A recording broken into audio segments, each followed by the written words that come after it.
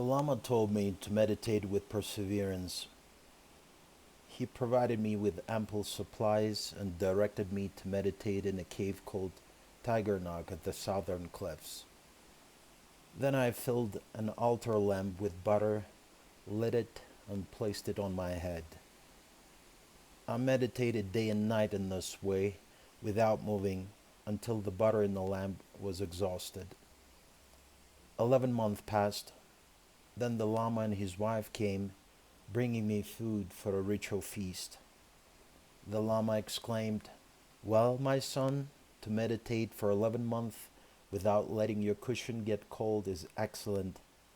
Open the entrance of your cell and come home for a rest, so that you may talk with me, your old father, about your inner experience."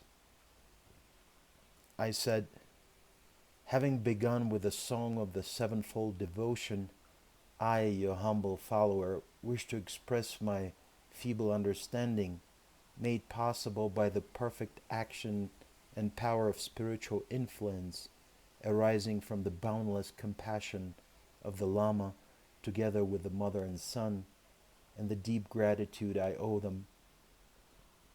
Please listen to me out of the unchanging state of your mind.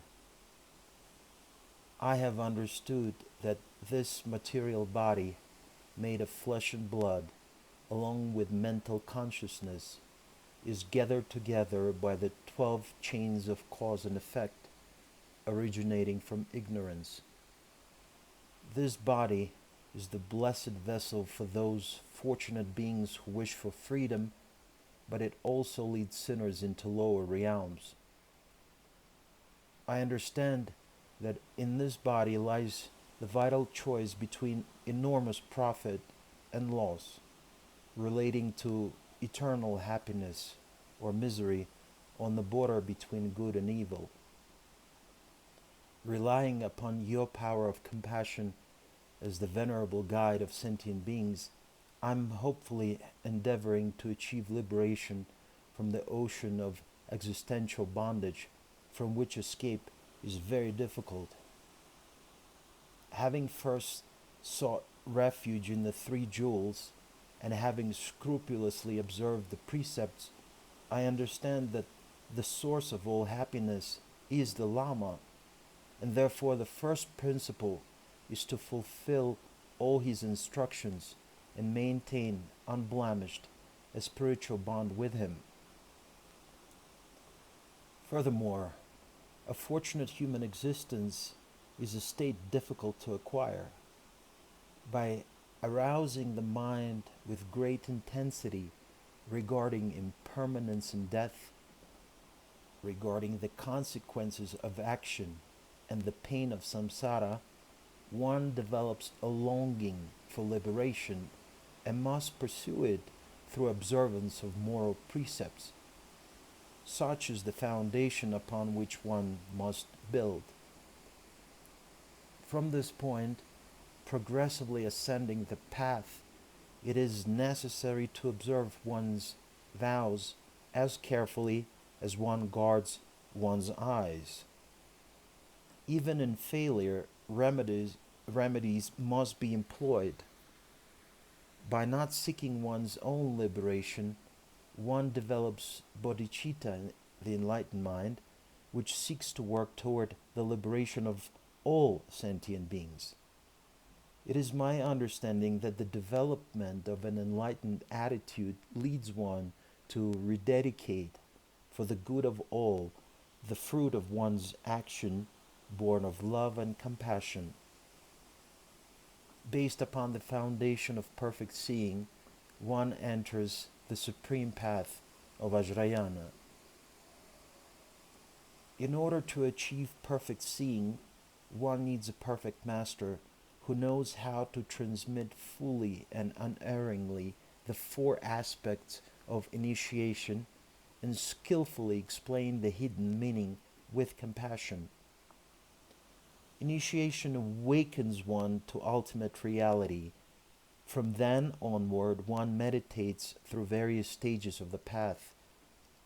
Having endeavored to discover the non-selfhood of personality, which is common to all exoteric traditions, one examines the self by means of logic, by means of the teaching and analogies, and not finding the self, one understands selflessness. One must then bring the mind into a quiet state. When the mind is calmed by means of such reasoning, discriminating thought ceases, and mind reaches a non-conceptual state. If one continues in this state for days, months, and years, so oblivious to the passing of time that one needs to be reminded of it by others, one has then achieved tranquility of mind.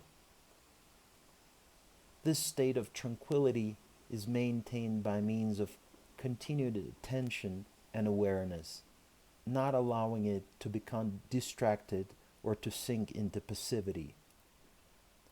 Intensified by the force of awareness, one experiences pure consciousness without differentiation, naked, vivid, and crisp. These are the characteristics of tranquility of mind. Pure consciousness may be regarded as a flash of perfect insight. Individuals do not actually experience it until they reach the first stage of enlightenment. At this stage, one meditates, visualizing the forms of the Idam. In so doing, one may experience visions and forms, but these are devoid of substance and are merely products of meditation. To sum up, first, a vivid state of mental tranquility and a sustaining energy together with a discerning intellect are indispensable requirements for attaining perfect insight. They're like the first steps of a staircase. Second, all meditation, with or without form, must begin from deeply aroused compassion and love.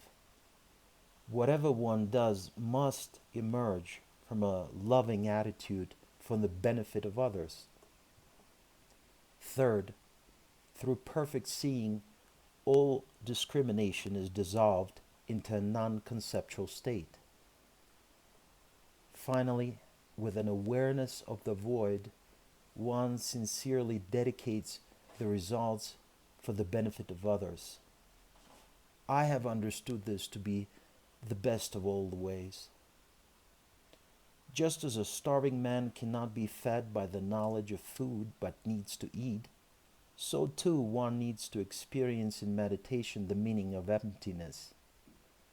I understand more particularly that in order to arrive at perfect insight, it is necessary to practice meritorious deeds and self-purification without respite in the intervals between meditations. In short, I saw that this meditator's understanding of the emptiness of things, of their unity, of their indefinability, and of their non-differentiation corresponds to the four aspects of initiation according to Vajrayana. In order to make this knowledge manifest in myself, I subdued my body, deprived it of food, harnessed my mind, and achieved equanimity in the face of all circumstances, including the danger of death. I have not come before the Lama and the Mistress, my father and mother of unsurpassable goodness, to repay them with services and riches, but I offer the best I shall be capable of attaining in my practice of meditation as long as I live, and I ask them to accept the ultimate understanding that I shall attain in the palace of Ogmin.